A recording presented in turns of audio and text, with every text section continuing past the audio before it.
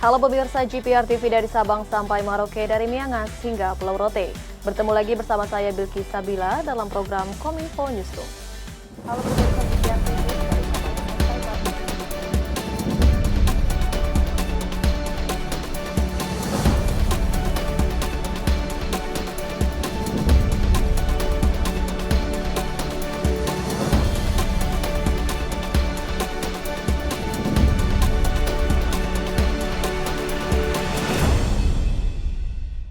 Kita awali informasi pertama pemirsa. Menteri Koordinator Bidang Politik, Hukum dan Keamanan Mahfud MD mengungkapkan dugaan korupsi yang dilakukan oleh Gubernur Papua Lukas NMB bukanlah rekayasa politik.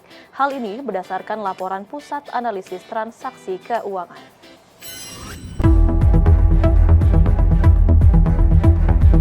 Menko Polhukam menyebutkan bahwa berdasarkan informasi yang diperoleh, esok akan ada demo besar di Papua terkait dengan kasus dugaan tindak pidana korupsi yang menyeret nama Lukas NMB. Dugaan korupsi yang dijatuhkan pada Lukas bukan hanya gratifikasi 1 miliar, namun ada beberapa laporan lainnya seperti laporan adanya simpanan uang sejumlah ratusan miliar. Menko Polhukam Mahfud MD menyebutkan kasus gratifikasi yang dilakukan Gubernur Papua Lukas NMB bukan baru terjadi pada saat ini, atau dapat dikatakan kasus tersebut bukan rekayasa politik, melainkan kasus tersebut merupakan temuan dan fakta hukum. Oleh karena itu, Menko Polhukam, KPK, dan berbagai pihak terkait menjamin apabila tidak terbukti melakukan dugaan pelanggaran tersebut, maka Lukas NMB akan segera dipulangkan. Namun apabila terbukti bersalah, maka terus ditindaklanjuti. Hal tersebut demi komitmen pemerintah untuk membangun Papua yang bersih dan damai. Kasus Lukas NMB ini bukan baru terjadi sekarang menjelang situasi politik seperti ditulis oleh Romo tadi, situasi politik menjelang 2024 karena ada parpol dan sebagainya. Karena saya persilahkan saudara membuka berita, membuka situs tanggal 19 Mei tahun 2020. 19 Mei tahun 2020, saya selaku Menko Polhukam sudah mengumumkan adanya 10 korupsi besar. 10 korupsi besar di Papua, dan ini masuk di dalamnya. Itu bukan sekarang, itu tahun 2020. Saya sudah umumkan dan saudara semua wartawan sudah menulis. Oleh sebab itu, juga saya mencatat setiap tokoh Papua datang ke sini, apakah tokoh pemuda, apakah tokoh agama, tokoh adat, itu datang ke sini selalu nanya, kenapa kok didiamkan? Kapan pemerintah bertindak atas korupsi itu? Kok sudah mengeluarkan daftar 10? Kok tidak ditindak? Gitu. Nah, saudara sekalian, oleh sebab itu kepada saudara Lukas NMB, menurut saya, ya kalau dipanggil KPK datang saja. Jika tidak cukup bukti, kami ini semua yang ada di sini menjamin dilepas. Nggak akan dihentikan itu. Tetapi kalau cukup bukti ya harus bertanggung jawab, karena kita sudah bersepakat membangun Papua yang bersih dan damai sebagai bagian dari program pembangunan Negara Kesatuan Republik Indonesia.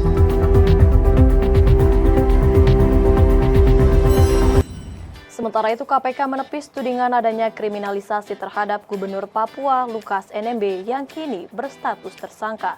Komisi Anti Rasuah memastikan penyidikan kasus yang menjerat Lukas NMB murni proses penegakan hukum.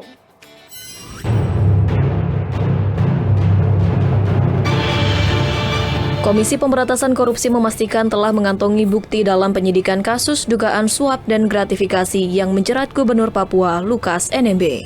Wakil Ketua KPK Alexander Marwoto mengatakan, bukti didapat melalui serangkaian proses termasuk lewat keterangan saksi hingga ahli maupun dokumen lainnya. Selain itu, Alex juga menepis tudingan adanya kriminalisasi terhadap Gubernur Papua Lukas NMB yang kini berstatus tersangka kasus korupsi. Menurutnya, penyelidikan dugaan korupsi yang dilakukan KPK di Papua adalah tindak lanjut dari laporan masyarakat. Alex berharap baik Lukas maupun saksi yang dijadwalkan dapat diperiksa kooperatif terhadap proses hukum yang ada. Dengan tindakan kooperatif, para tersangka dan saksi akan memudahkan tim penyidik dalam mengusut kasus ini. kami akan melakukan pemanggilan ya kembali ya. Mohon nanti Pak Lukas dan juga penasihat hukumnya untuk hadir di KPK, ataupun kalau misalnya Pak Lukas ingin diperiksa di Jayapura, kami juga mohon kerjasamanya agar juga masyarakat ditenangkan. Kami akan lakukan pemeriksaan secara profesional. Kami menjunjung tinggi asas praduga tidak bersalah. Ya, kalau nanti misalnya Pak Lukas ingin berobat, kami juga pasti akan memfasilitasi. Ya, hak-hak tersangka akan kami hormati.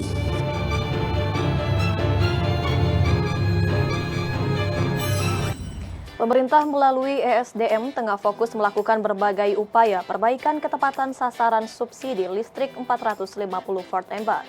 Nantinya, pembaharuan data akan dilakukan secara hati-hati dengan mempertimbangkan kondisi masyarakat secara nasional. Pemerintah tengah fokus melakukan perbaikan ketepatan sasaran subsidi listrik 450 volt ampere dengan mempertimbangkan kondisi masyarakat secara nasional, terutama dalam pembaharuan data. Menteri ESDM Arifin Tasrif pada laman resmi esdm.go.id menyampaikan bahwa pemerintah masih belum memiliki rencana mengalihkan pelanggan listrik berdaya 450 volt ampere menjadi 900 volt ampere.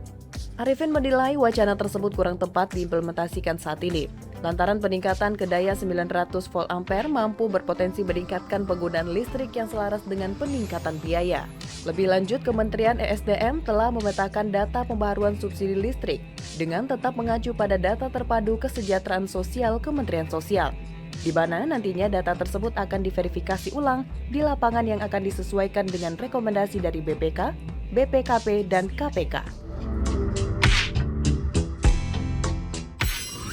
Sementara itu, pemirsa, juru bicara Kemenkes Muhammad Syahril mengatakan sebanyak 91 kasus dugaan hepatitis akut misterius pada anak di Indonesia. Dari jumlah tersebut terdapat 35 orang diantaranya dinyatakan suspek, sementara 7 orang masih menunggu hasil pemeriksaan dan 49 orang telah dipastikan negatif. Kementerian Kesehatan melaporkan telah memeriksa 91 kasus kumulatif dugaan hepatitis akut yang tersebar di 22 provinsi di Indonesia. Juru bicara Kementerian Kesehatan Dr. Muhammad Syahril menyampaikan, secara data dari 91 kasus terdiri dari 35 yang diantaranya masuk probable atau dugaan, 7 pending dan 49 kasus discarded atau tidak masuk klasifikasi. Berdasarkan informasi, dari 22 provinsi tersebut, kasus terbanyak berada di DKI Jakarta dengan 12 kasus probable dan 3 kasus pending yang disusul oleh daerah istimewa Yogyakarta dengan 3 kasus probable. Adapun mayoritas pasien dari 35 probable dan 7 pending berjenis kelamin laki-laki berusia 0-6 tahun. Dr. Syahril menjelaskan, adapun gejala yang dialami pasien dari 35 kasus probable diantaranya mengalami demam, kuning, mual, muntah, hingga hilang nafsu makan. Terkait hal tersebut, Kementerian Kesehatan telah menambah kapasitas laboratorium. Saat ini telah terdapat 33 laboratorium pemeriksaan hepatitis di Indonesia. Sebagai informasi update, jadi alhamdulillah Kementerian Kesehatan sudah mempunyai 33 laboratorium yang memiliki kemampuan pemeriksaan hepatitis E ya. Jadi sudah ada 33 yang semula hanya 2 atau 3 itu sudah berkembang saat ini dan dilakukan pelatihan dan sudah melakukan pemeriksaan. Jadi ada 33 laboratorium ya yang tersebar di seluruh Indonesia.